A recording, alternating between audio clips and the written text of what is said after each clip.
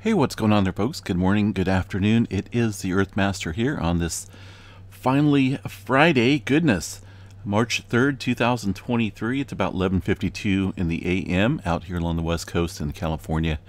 And latest earthquake shows a 3.1 into the area of Alaska. That just coming in within the last few minutes. Also a 4.3 just now coming in here to the red flag. South America region looks like the northern end of the Peru-Chile Trench. A little bit of activity shifting eastward along the eastern Pacific plate out here in adjacent plates. All right, let's go ahead and check out space weather activity here first, where we've seen, well, the second strongest flare of solar cycle 25, an X 2.0 kicking off from the departing sunspot over here, 3234. That was a pretty massive X flare. Peaked out at an X 2.0. It was centered again on the northwestern limb of the sun, and the D-layer radio blackout map shows where the intensity was directed at. That was roughly over North and South America here. And yeah, that makes it the second strongest flare. Let me show you guys here real quick. So far in the solar cycle 25, of course, the X 2.2 that we had last month tied for the strongest flare so far. So technically, you know, we got X 2.2 on here twice, one from this year and one from last year. So this one today, X 2.0 from 3234, would technically be the second strongest, right? Since these two are the same. So we are getting up there in the solar flare activity. Although this sunspot here, 3234, where it came from, was not lined up here with Earth. But notice you can just barely see it, all the intermixing here of the colors, indicating the complex structure that that sunspot harbors for some strong flaring. But should that thing have popped off a CME, will probably not be geo-effective here on Earth because it's so far away here. Even if that thing did blast off a full halo CME, which I don't think it did, it wouldn't be Earth-directed whatsoever. So we are left here with, well, a few sunspots out here. Doesn't look like there's any major ones that compare to this one over here. They're rather large, but they're fairly stable. I'll continue to watch these as they evolve or progress further, but they are kind of rotating here towards the Earth view direction. Current flare threat, 99% chance for a C flare, M flare, 45% chance here, and 10% chance for an X flare. A 10 X flare, that would be a rather large event, something we haven't seen yet in the solar cycle, but you never know. It's peaking here in a couple years, so we're climbing that ladder of activity. Okay, let's see, what else do we have here? Looking at maybe on the 5th of March, a G1 class storm probability here, and that's coming from the coronal hole, which is number 81. Kind of looking a little bit more, well, it's kind of facing away from the Earth now. It was centered directly square with the Earth view direction. So that data, or that the charged particles here will be arriving on Earth right around the 5th time frame, it looks like. We'll go into that more as it gets a little bit closer, but either way, maybe a G1 class storm coming in for the higher latitudes. We'll see how that plays out. Quick imagery here of the UV filter. Still shows that magnetic structure over here. Looks like we're still flaring a little bit from that sunspot. I may want to watch this one over here. I would say that's about the only one that harbors any chance of any further large flaring. Getting a little bit of complex structure here with the colors. But yeah, goodness. We'll say goodbye to this sunspot. And we'll welcome these other new ones here in the coming days. All right, earthquake activity. Of course, we did have a 4.3 coming in on the earthquake 3D globe here in the South America region. Looks like up around the Peru area. Let's see how deep that is. About 43 kilometers deep, so a little bit of movement taking place here on the northern end of the Peru-Chile Trench. What do we got here overnight in this area? Looks like we did have a couple smaller quakes here. One after midnight and one just prior to midnight here, 4.6. The largest down here around the Santiago, Chile area. Over in the mid-Atlantic ridge, things starting to move over here a little bit in the fracture zones, a divergent boundary here. This is where the seafloor slowly spreads open and creates a new oceanic crust out there. 5.6 coming in again within the last hour. The South Sandwich Trench down here, of course, been pretty active. We haven't seen any further movement here overnight within this area. But we'll continue to watch that for some further movement down there potentially. Puerto Rico area, seen well, 3.4 here in the last hour up around the Puerto Rico Trench. A couple other smaller quakes there throughout the evening time period last night. Down here around the Mexico area, 4.3. I had an earthquake here just about 7 o'clock this morning. Well inland. Notice this here well on the map, indicating a deeper movement quake here into the Middle America Trench, 180 kilometers deep. Now, USGS is missing out on a lot of earthquake activity here, and there's a lot of important earthquake activity that's been taking place here in that region over the last couple days. Let me bring up the earthquake map here, and we'll show you guys. We had quite a few 4s. We even had that 5.7 that kicked up there in the Mexico area. Some of that relatively shallow and a mix of deep earthquake activity as well into that area of the Middle America Trench. So got to watch this region pretty closely considering the new deeper activity down dip here. We'll watch for potentially some larger movement upstream of that deeper activity here around the Middle America Trench region. All right, the states, aside from severe weather out there in the Midwest regions and Oklahoma and Texas over the last couple days, earthquake activity fairly minimal. Not a whole lot going on. Got one earthquake here in the New Madrid seismic zone coming in this morning, a 2.1, 7.3 kilometers deep. And earthquake activity across Texas around the wastewater disposal wells.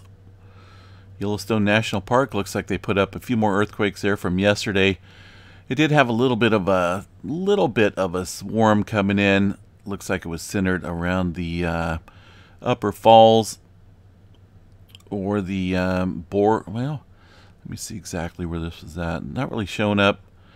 Yeah, we got a separate swarm kicking up here earlier this morning. Notice that activity centered around the northwest corner of the park.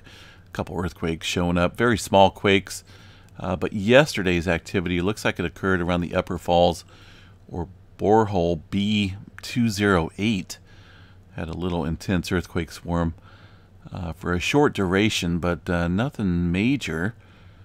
But I'd say it's kind of kicking up here a little bit compared to the last couple weeks of very quiet activity there at Yellowstone, but this is just very typical.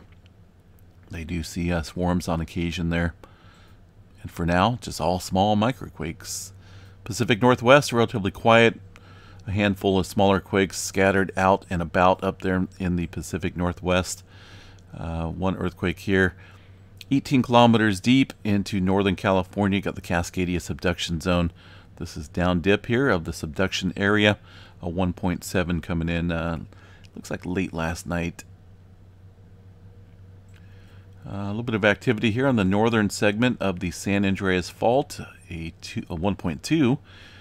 And activity across the Clear Lake volcanic field still remains elevated and active.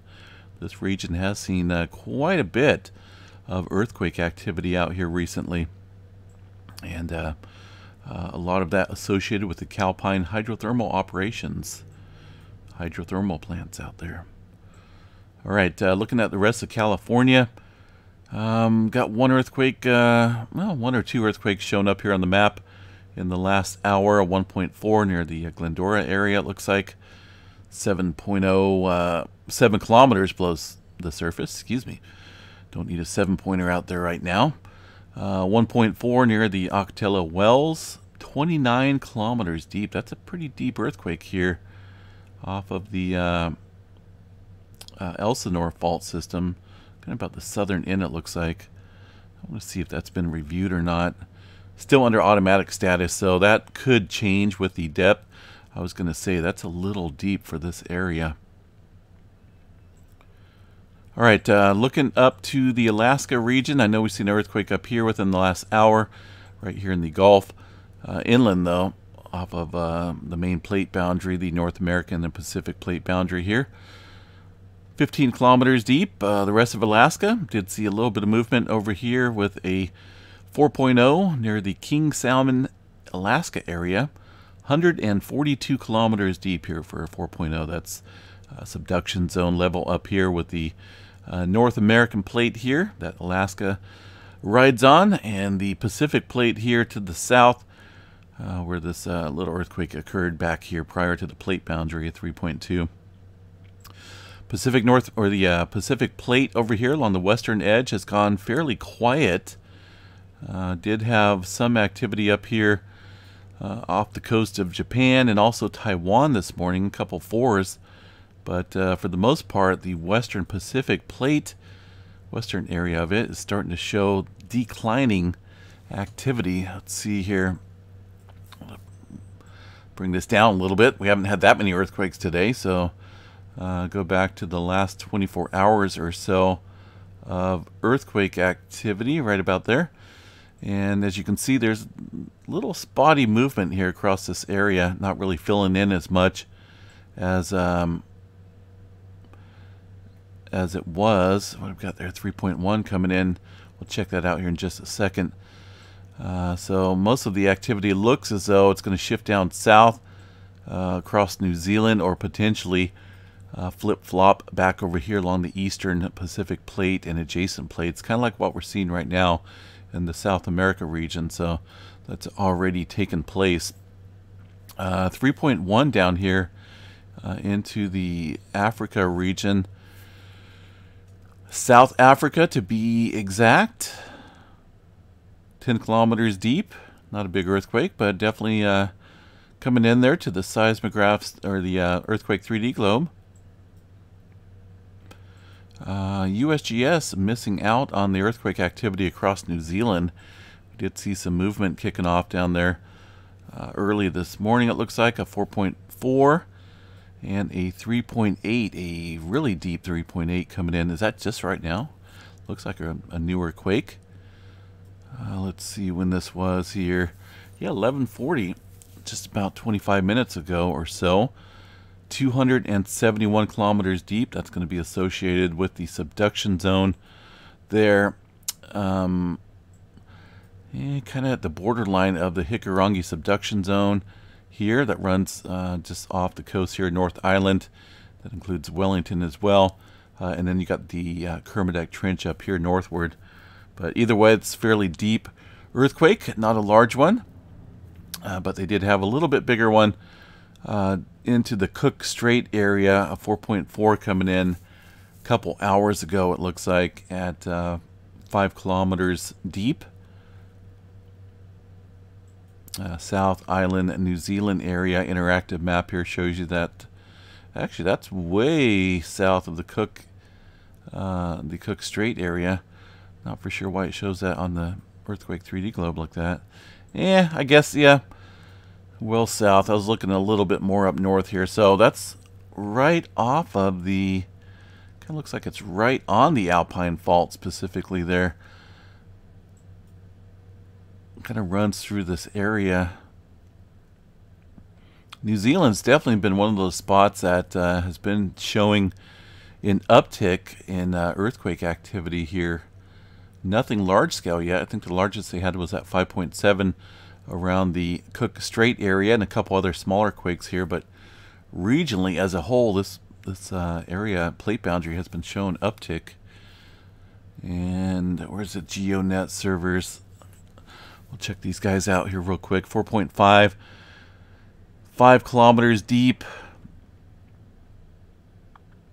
Let's see, where's the other one that came in just now? 2 minutes ago, 16 minutes ago. There's 25 minutes ago. 3.8, 271 kilometers deep. So yeah, that kind of looks like it is associated there with the Hikurangi. But definitely a little bit of uptick across the New Zealand area. And be on guard for sure. You know, there's definitely a couple different fault zones out there that are worrisome. For one, the Alpine Fault. And there's a couple other fault systems, such as the Hikurangi subduction zone, that can produce some damaging earthquakes here across New Zealand. That's in the forecast for the folks there in New Zealand. Just got to be prepared. Earthquake drums. Let me see what we got here. There is the 4-pointer down there in the South Island, New Zealand area. That's going to show up, of course, more prominent as you hit around the specific area. Just off the Alpine Fault. Looks like maybe, yeah, I think right about here is the most prominent station, showing that signature from that 4.4 down here, South Island. Now the 3.8 just coming in on the North Island, New Zealand area. Looks as though, let's see here, maybe this station right here is picking it up about the best. Right in here, almost looks like there was 2 earthquakes. Alrighty, to see what else we got here. Again, showing up here on some of the seismic graphs. I kind of like this layout here, how it's showing all the seismograph stations picking up, you know, a legit earthquake. That's actually really cool.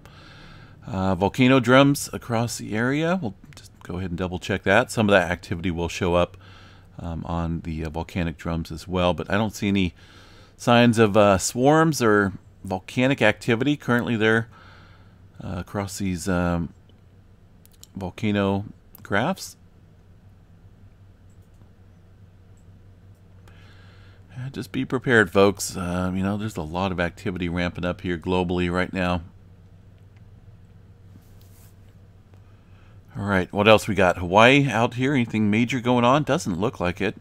Got about only 9 earthquakes, including a 1.7 just outside of the Kilauea volcano crater area. 3.8 kilometers deep. Not a whole lot of change going on there across the Big Island currently. Let's see here. Did we see any further movement last night up here? Looks like we did. We're watching all that activity following that. Oh, what was it? It was a 6, wasn't it? Let me double check here. 6.5. Yeah, 6.5 coming in. The newer earthquake activity here shows that migration of movements up across the Santa Cruz Islands area. We've seen that come in. And then also around the Solomon Sea, a lot of newer activity picking up here along with that westward plate movement and momentum. 51 kilometers deep here across the area of the Solomon Sea.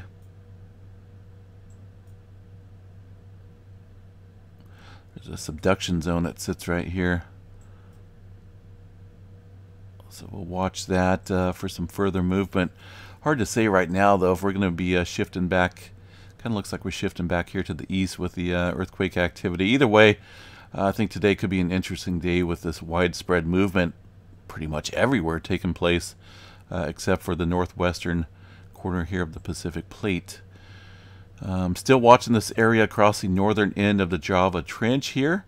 Java Trench obviously doesn't extend way up here, but north here, Java Trench northward across the Myanmar area does harbor some larger scale potential. It's been awfully quiet there. Last earthquake recorded yesterday in Turkey, a 5.2, but I know we got some further activity there across the area, including looks like a new earthquake coming in, a 2.0. Mostly smaller quakes out here today. There is obviously, as time passes, the likelihood of a larger event disappears, but still always a possibility of seeing somewhat of a moderate size aftershock stirring things up out there. But for now, a bunch of small microquakes and some regional 2s across the Mediterranean region. Looks like Crete getting in on some activity as well. All right, let's see what else we got here. Definitely noticeable uptick across this area of the globe compared to the past couple days.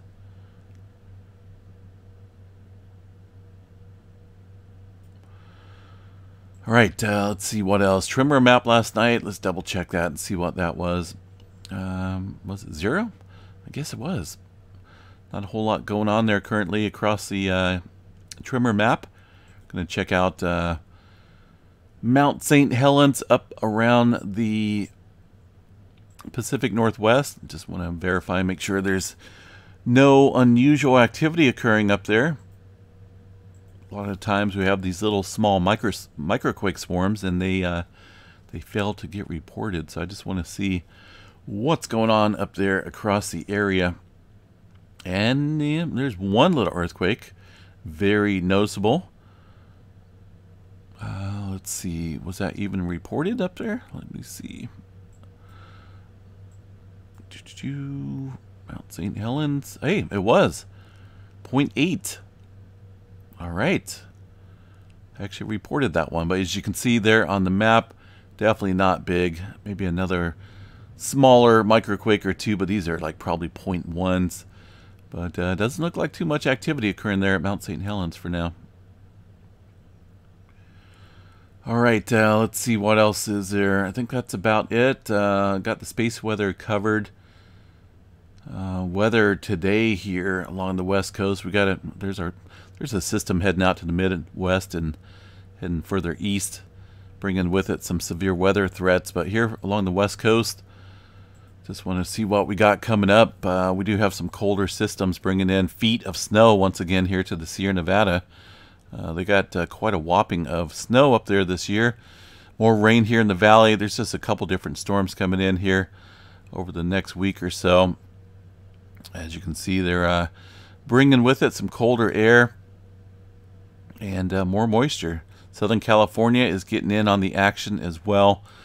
Doesn't look like there's any sign of spring coming up. I know a lot of folks want the warmer weather, but let's go ahead and check out the symbol map here, EPS. This kind of gives you a general idea of where warmer weather is taking place. Like for right now, the eastern portion of the country, but that's going to change with this trough of low pressure bringing some colder air. So in the orange here, going to be the high pressure, blue, going to be the low pressure and colder temperatures. West Coast obviously getting in on another trough of low pressure system. Looks like spring wanting to kick up here across areas of the south, pushing up into the Midwest. And that's a bad setup, though, for severe weather when you get these colder systems coming in, clashing with this warmer, moist air. That's perfectly set up for some severe weather. So watch that.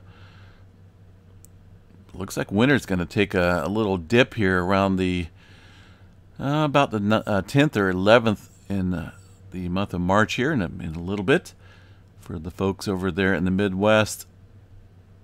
And yeah, I don't see any dominant signs of West Coast ridging right now. Looks like winter's going to be hanging around for a little bit, at least until I believe until the end of March. Hopefully April will warm up a little bit, but we'll take all the rain we can get out here along the West Coast.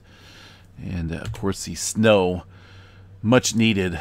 Hopefully might be able to go up and enjoy the lake. Haven't been up to the lake here, our local lake, in quite a while. Haven't gone fishing in a while either. I'm just not fond of fishing in a mud hole. I like a little bit of water in the lake, so it'd be nice to have our reservoirs completely full out here. All right, folks, stay safe out there. It is Friday, not Friday the 13th, but Friday the 3rd. And let's see here. I did add a couple different stations onto the live seismographs.